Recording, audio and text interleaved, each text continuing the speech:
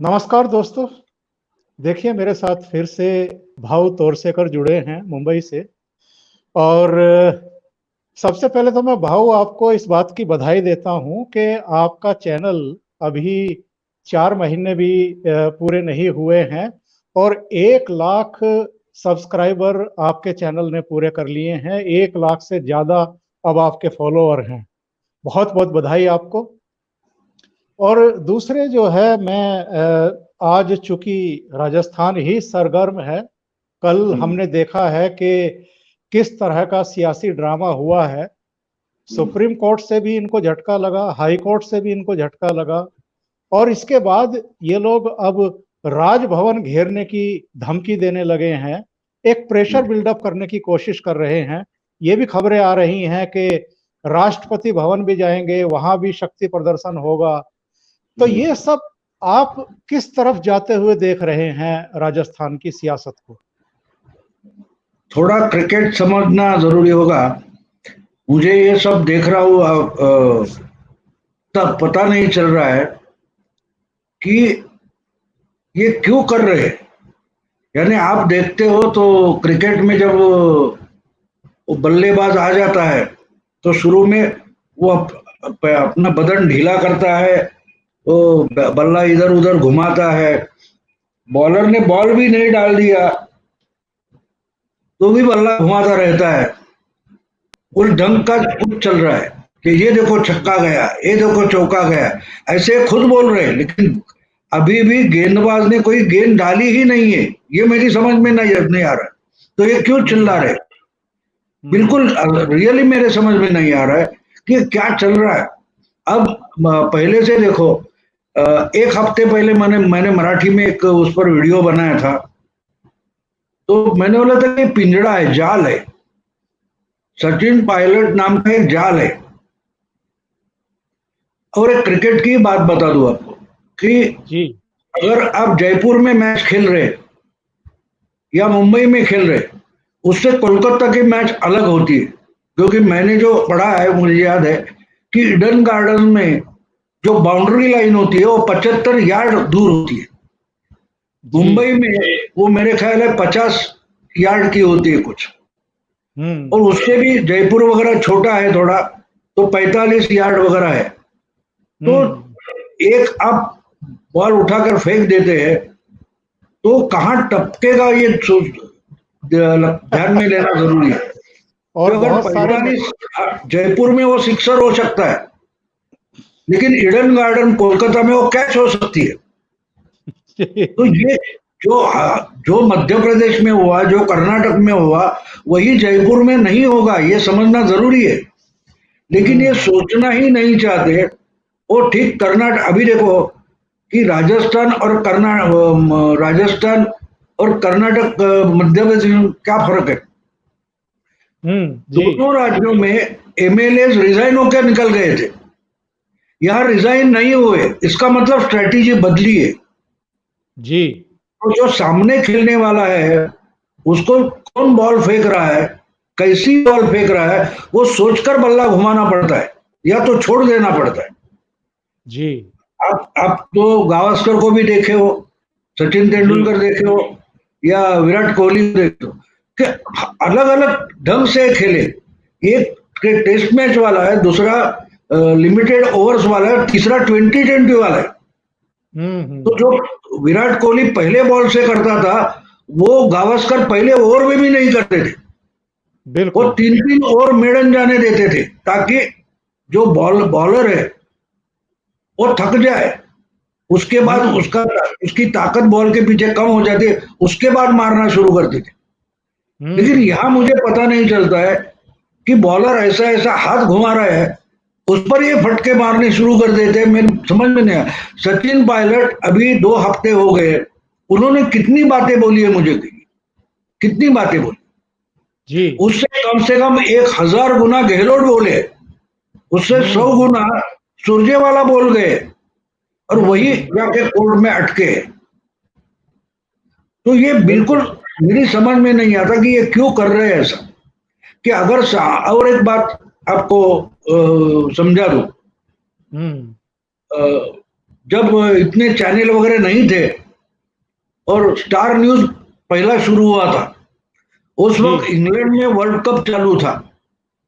तो उस दिन उनको एक प्रोग्राम था उनका स्टार न्यूज का, और बाद में जो एनडीटी हुआ, वो जो मैच होती थी उसका समालोचन करते थे, एनालिसिस करते थे। तो और उनके बेदी, भीषण सिंह बेदी उनके एक्सपर्ट थे। तो बेदी आपको मालूम है, ऐसा कुछ चिंतन करने से चेहरा बनाते और बाद में बोल देते थे, बहुत मजाकिया बोलते थे। तो एंकर ने उस दिन ऐसा तय किया कि बारिश की वजह से मैच ही नहीं हुई, तो एनालिसिस किसका करेंगे। तो उन्होंने तय किया कि भाई कल इंडो पाक मैच है, तो उस पर बात करेंगे। तो एंकर ने भीषण जी को पूछा कि भाई कल इंडो पाक मैच है और बड़ी इंटरेस्टिंग होती है, तो इंडिया की यानी अजहरुद्दीन जो कैप्टन है उसकी स्ट्रेटेजी क्या होनी चाहिए जी।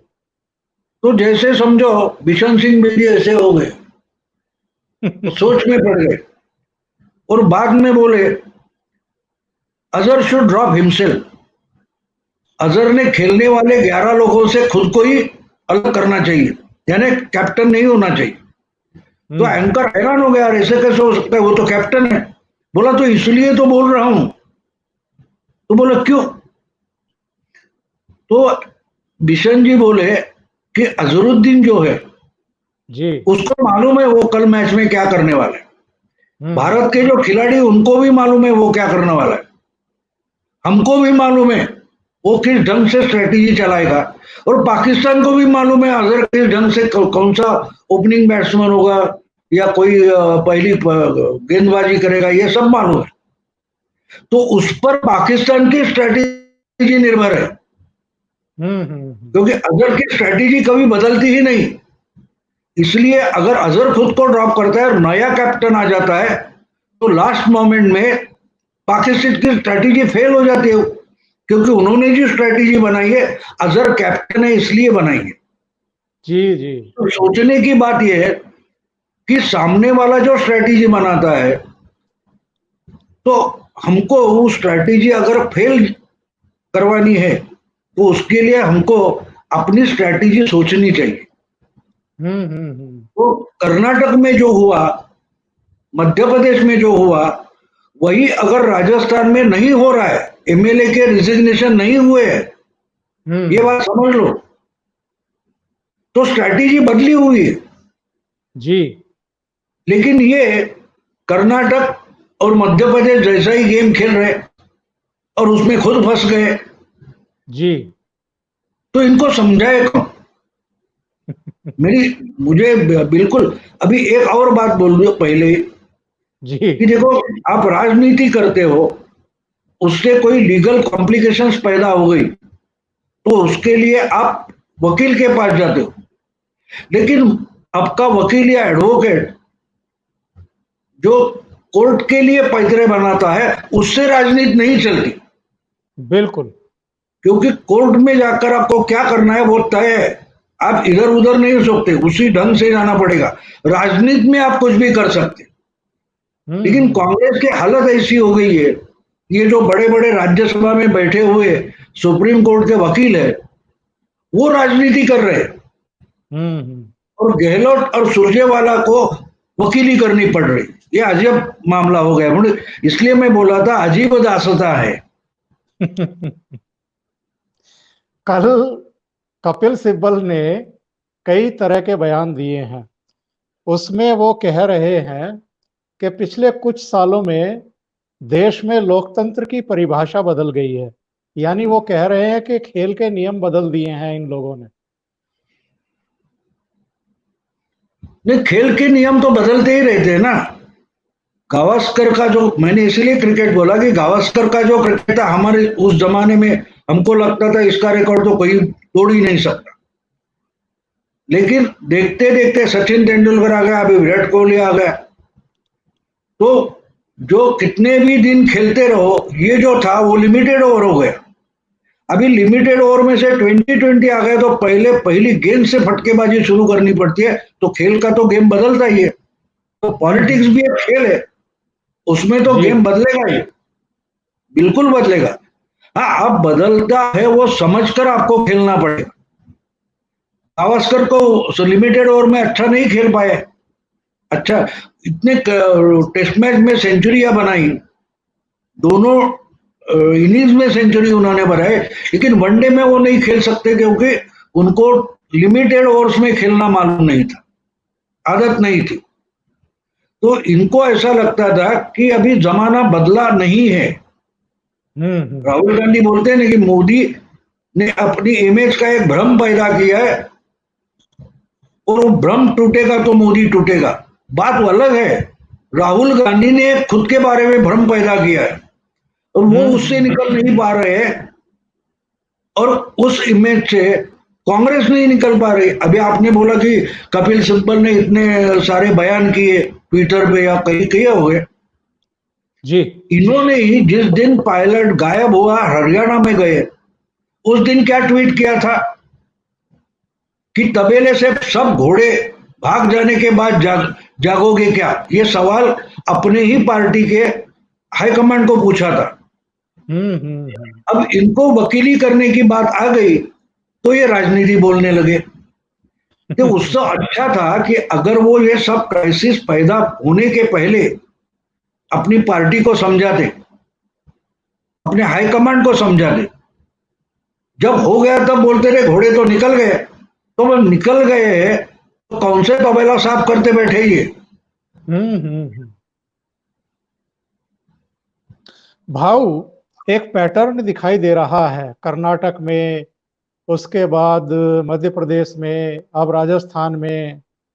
कांग्रेस ये स्वीकार करने की मुद्रा में क्यों नहीं दिखाई दे रही है कि प्रॉब्लम उनके अपने घर में है, उनके नेतृत्व में है, नेतृत्व क्षमता में है। ये बार बार दूसरी शक्तियों को इसके लिए जिम्मेदार क्यों ठहरा रहे हैं? नहीं, ये तो एक बात होती है, एक कॉमन मैन, सामान्य इंसान जो होता है उसकी यही बात होती है। अभी देखो, कोई भी ज्योतिष बोलता है, भविष्य बोलता है, तो शुरुआत कैसे करता है? आपका तो अच्छा है, आप तो मेहनत बहुत करते, लेकिन आपको रिस्पेक्ट नहीं मिलता, तो आपके अंदर कहीं वो होता है, तो अगर उसको वो पानी डालना शुरू कर दे तो उसके पत्ते निकल आते हैं, शाखाएं निकल आती है, पेड़ बन जाता है। इसको ईगो बोलते हैं। अगर आप में क्षमता है तो आपको कोई नहीं रोक सकता, ये दुनिया का दस्तूर है। फिर भी जिनके पास इंफीरियरिटी कॉम्प्लेक्स होता है, न्यूनगंड होता है, तो ये जो न्यूनगंड है, अगर उसको कोई है तो वो सुपरियरिटी कॉम्प्लेक्स बन जाता है, वो अहम गंड बन जाता है, जो राहुल गांधी का बना है और जी अल्टीमेटली कांग्रेस का बना है कि हम कभी हार नहीं सकते, और हारे भी तो हारे ये मान नहीं सकते। ये इनकी समस्या है और वो तो मानने को तैयार नहीं।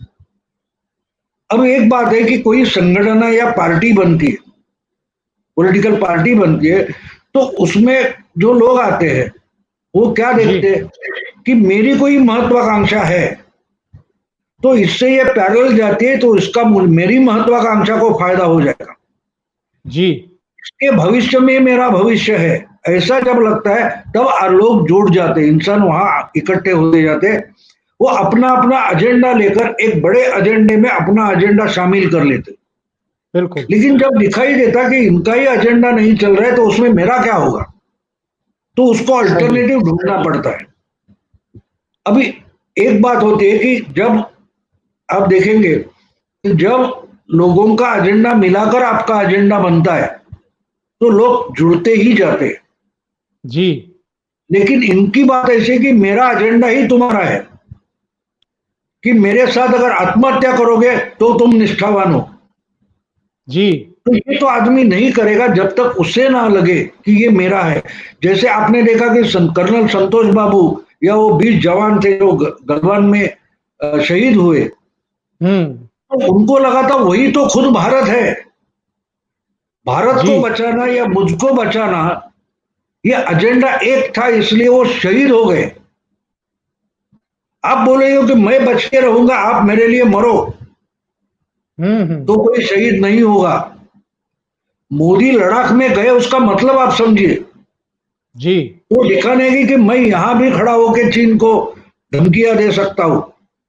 तो जो लड़ने वाला है बोलता बोलता निछावर कर देते हमारी जान आप पर, देश पर। बिल्कुल। अब देखिए कि खुद की जो कॉन्स्टिट्यूंसी थी पीढ़ियों से चलती आई अमेठी, ये छोड़कर खुद राहुल गांधी भाग जाते वायनाड और औरों को बोलते लड़ते रहो, तो कैसे लड़ेंगे? आपको दिखाना चाहिए था। आप देखिए, मैं भी पवार साहब के बारे में महाराष्ट्र में मैंने एक बार व्याख्यान में बराबर बोलता हूं कि बारामती से निकलकर औरंगाबाद या नागपुर से पवार साहब चुनाव क्यों नहीं लड़ते? मोदी ने तो गुजरात से उठकर वाराणसी में चुनाव लड़ा, सही। ठीक है, उधर भी लड़ा था बड़ौदा में, लेकिन वाराणसी में जाके लड़े। अगर वहां हार जाते तो जो वो उस ढंग से आगे चलकर लड़ते हैं सेनापति, तो जो जवान लड़ता है उसकी हिम्मत दुगुना नहीं चौगुना 100 गुना हो जाती।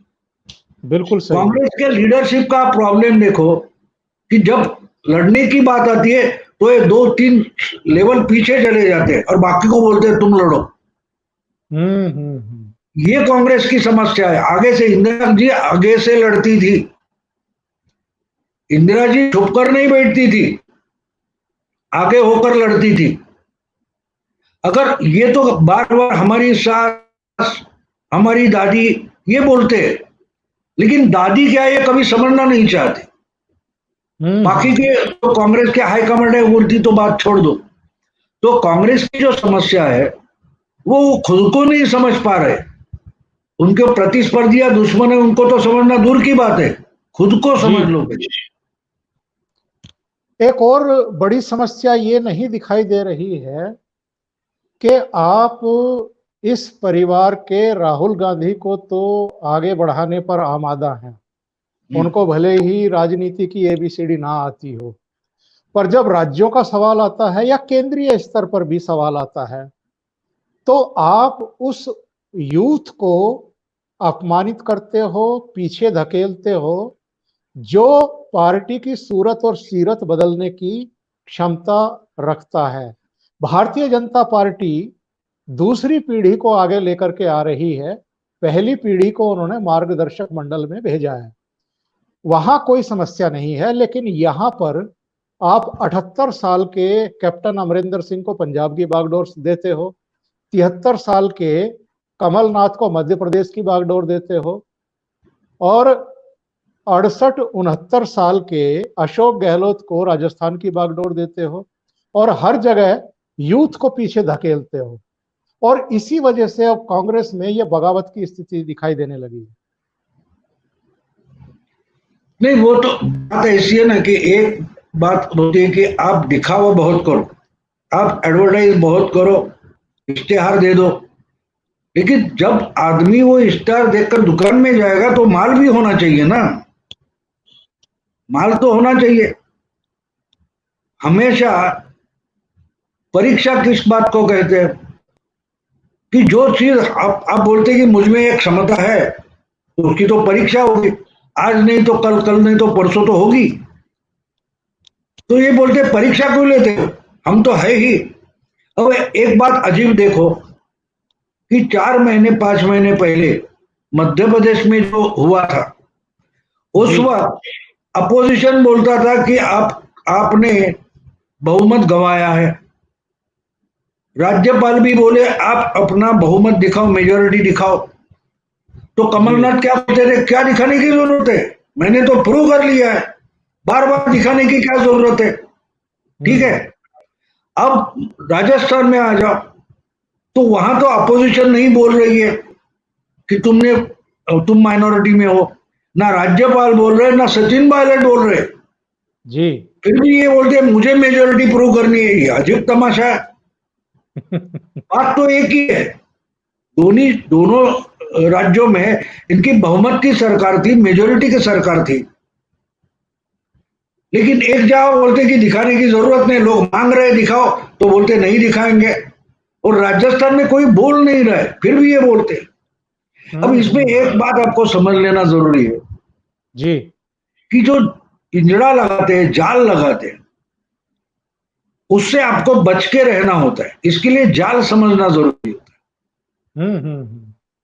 अब आप देखेंगे कि उस दिन शुक्रवार को, तो कल शुक्रवार को हाईकोर्ट का ये होना था, अभी उसकी भी जरूरत नहीं थी। अगर इन्होंने शोकॉज नोटिस नहीं भेजी होती तो सचिन पायलट कोर्ट में नहीं जा सकता था। तो शुरुआत कहां से हुई?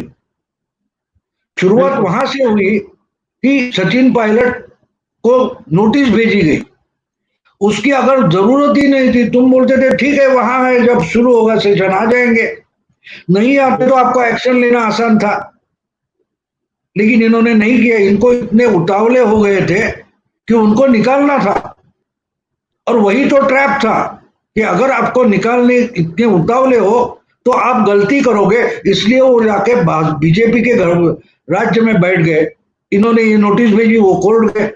अभी कोर्ट 2-4 दिन लेता है। अभी शुक्रवार को अगर उसका रिजल्ट आ जाता तो मामला वही खत्म हो जाता था। लेकिन उनके सभापति जो स्पीकर, वो सुप्रीम कोर्ट गए। मेरे याद है कोई भी सभापति आज तक किसी कोर्ट में नहीं गया जी। आप जो जाते किसी यूनिवर्सिटी में या किसी कोर्ट में तो पहले उनको अथॉरिटी करके मान लेते। अब सभापति पर कोर्ट की अथॉरिटी नहीं चलती, ये तो सब मानते हैं। लेकिन इस सभापति ने दिखा दिया कि मैं सुप्रीम कोर्ट की अथॉरिटी मानता हूं। तो अपने अधिकार इन्होंने ही सरेंडर कर दिए।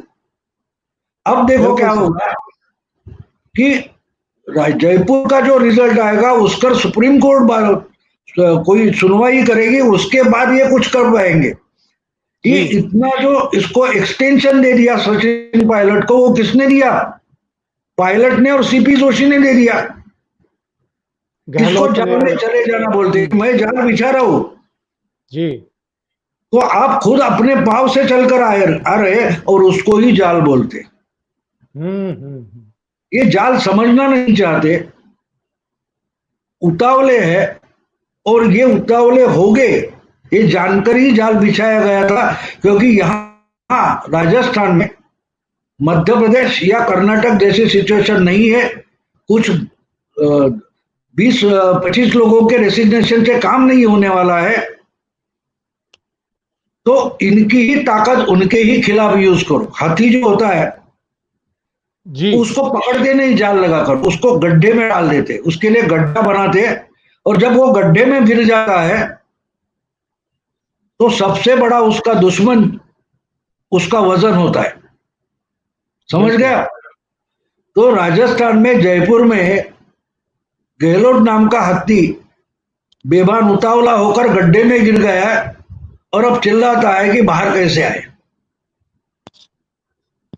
ये समझना जरूरी।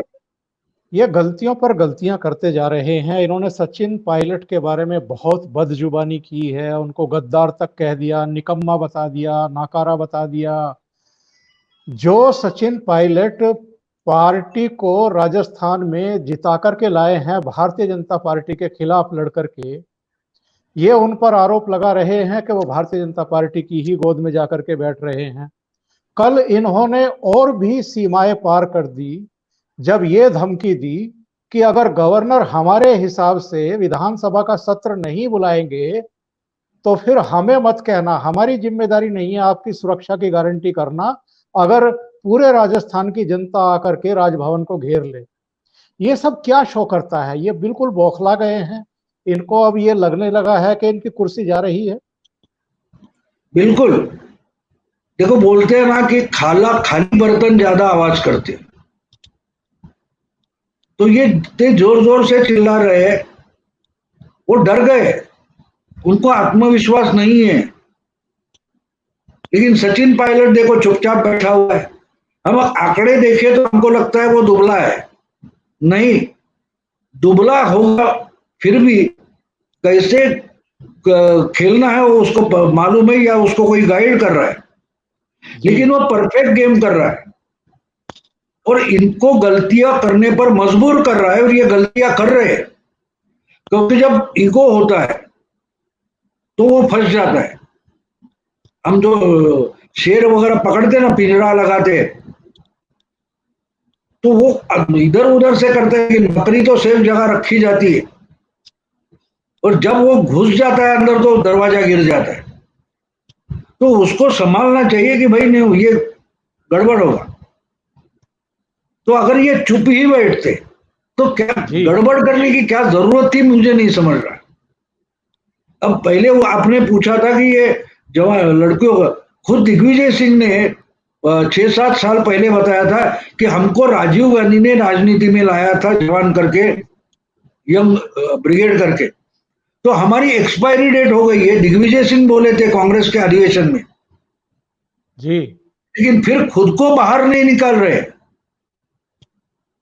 अभी एक्सपायरी डेट की ही दवाई आप लेते रहे तो क्या बीमारी कम होगी या बढ़ेगी? जी जी। अच्छा, ये समझाएगा तो कौन समझाएगा, यही एक समस्या है। अच्छा, ये जो संविधान के जानकार हैं उनका कहना ये है कि अगर गहलोत कैबिनेट प्रस्ताव पारित करके गवर्नर को कहती है कि आप विधानसभा का सत्र आहूत करें, तो संवैधानिक रूप से वो बाध्य है, वो उनको बुलाना पड़ेगा। लेकिन गवर्नर का रुख बड़ा साफ है, उन्होंने 6 सवाल इनको भेजे हैं। रात को 12:30 बजे तक इनकी कैबिनेट उस पर विचार करती रही कि क्या जवाब भेजें, क्या जवाब भेजें। बड़ा मुश्किल है। उधर राजस्थान हाई कोर्ट ने भी 13 बिंदुओं पर इनको कटघरे में खड़ा किया है, इनसे कई तरह के कठिन सवाल पूछ लिए हैं। तो राज्यपाल अगर विधानसभा का सत्र आहूत नहीं करें तो ऐसे में क्या स्थिति बनती है संवैधानिक दृष्टि से या दूसरी दृष्टियों से? नहीं, एक बात है कि राज्यपाल का पद जो है वो संवैधानिक है, लेकिन उनके अधिकार क्या है उसके बारे में संविधान में बहुत थोड़ा लिखा गया है। तो हम ऐसा मान लेते हैं, हमारा ये जो उसका गृहीत है कि जो राष्ट्रपति की मर्यादा या अधिकार है वही राज्यपाल का है, लेकिन उसकी डेफिनेशन नहीं है। राज्यपाल कुछ भी कर सकता है, राष्ट्रपति नहीं कर सकता, कुछ भी कर सकता है। और आप अगर इतिहास देखें तो मैं तो इस पर एक किताब लिखने वाला हूं जी कि राज्यपाल क्या क्या कर बैठे। आपको मालूम है कि जब रमेश भंडारी उत्तर प्रदेश के राज्यपाल थे, इनको एक रात में ऐसा सपना आ गया कि कल्याण सिंह ने बहुमत मेजोरिटी गंवाई है, तो उन्होंने जगदम्बिका पाल सिंह को चीफ मिनिस्टर कर दिया था। मामला सुप्रीम कोर्ट में गया, कोर्ट में आखिर में क्या हुआ हमने देखा है। तो राज्य, लेकिन कोई भी राज्यपाल को पकड़ नहीं पाया, कोर्ट में नहीं खींच पाता। ये जो संवैधानिक संरक्षण उनको है, तो उससे तो गहलोत या कांग्रेस नहीं लड़ सकती, क्योंकि जी राज्यपाल कुछ भी कर सकता है, ये तो कांग्रेस ने प्रूव किया है। बिल्कुल। आपने एक अपने बचपन में एक स्टोरी सुनी थी, एक कोई चोर पकड़ा गया जी या गाली देते हुए ऐसा पकड़ा गया, तो वकील के पास गया, तो वकील ने बोला एक बात है, कोर्ट में जाएंगे हम तो कुछ भी पूछे तो बोलना मैं कोई भी सवाल। तो ये तो कोर्ट बोले यार इसको बोलने को नहीं आता, ये बकरी जैसा आवाज निकालता है, उसको तो भाषा समझ में नहीं आती, तो ये कैसे तुमको गाली सकता है, जा लो छोड़ दिया। जी तो बाद में कोर्ट से बाहर निकलने के बाद वो वकील बोला अब मेरी फीस निकालो, वो बोला मैं, उसने वकील को भी वही जवाब दिया। 70 साल में कांग्रेस के वकीलों ने जो प्रूव किया है, तो भाजपा भी उनको बयान करके दिखा रहा है, तो ये चिल्लाते ये क्या भाषा हो गई, तो आपने तो पढ़ाई हुई भाषा है। तो जब आपको ही वो भाषा सुनने को मिलती है तो गड़बड़ा जाते हैं, बौखला जाते हैं। तो राजस्थान का मामला जो है वो इतना खींचेगा लंबा कि ये अपने आप को तोड़ मरोड़ डालेंगे, और वही तो जाल है, वही तो गेम है। ये समझ नहीं पा रहे कि आप देखो, आपको कोई मच्छर काटता है तो वो तो बेचारा काट कर निकल गया, हम ही अपने को खुजलाते थप्पड़ मारते, मच्छर मारने को हम अपने को थप्पड़ मारते, बराबर है। तो सही। ये गेम उस ढंग का, ये समझ नहीं पाए कि भाई काट ले तो जाने दो, छोड़ दो, तो जितना खुजाओगे उतना आपको ही दर्द होगा। यही तो गेम है तो राजस्थान का। तो आपके हिसाब से ये मामला अभी लंबा खींचेगा और अल्टीमेटली अशोक गहलोत सरकार का पतन निश्चित है। बिल्कुल नहीं, बिल्कुल निश्चित है, क्योंकि आप एक ध्यान में लीजिए कि जितना लंबा समय पायलट को मिलता है उसमें पेशेंस खत्म होने वाली है, वो देव गहलोत के लोगों की होने वाली। यार 19 एमएलए लेकर ये इतना लड़ सकता है तो यही तो नेता हो सकता है। जी तो इनके खेमे में जो एमएलए बैठे हैं उनका धीरज छूटते जाएगा और वही तो गेम है। जी महाराष्ट्र जी में महाराष्ट्र में 9 एमएलसी को जो चुनाव हुआ तो बिन विरोध क्यों हुआ था? बिन विरोध क्यों हुआ था? उसके लिए तो उद्धव ठाकरे ने अपनी पूरी ताकत लगा दी थी कि अगर कांग्रेस छठा उम्मीदवार खड़ा करती है तो मैं ही चुनाव अर्जी नहीं भरूंगा, जी क्योंकि उनको बिन विरोध इसलिए चाहिए था कि उनके खेमे में से अगर 2-4 एमएलए भी गलत वोटिंग करेंगे तो जो बंदी मुट्ठी है महाआघाड़ी की वो टूट जाएगी, खुल जाएगी। बिल्कुल सही, बिल्कुल सही है। तो इसी ढंग से ये डरे हुए हैं कि भाई मेरे जो लोग हैं जल्दी से उनको दिखाना पड़ेगा कि नहीं अपनी सरकार चल रही है, निश्चित चल रही है, क्योंकि एक बार विश्वास प्रस्ताव हो गया तो उसके बाद 6 महीने तक आप कुछ नहीं ला सकते।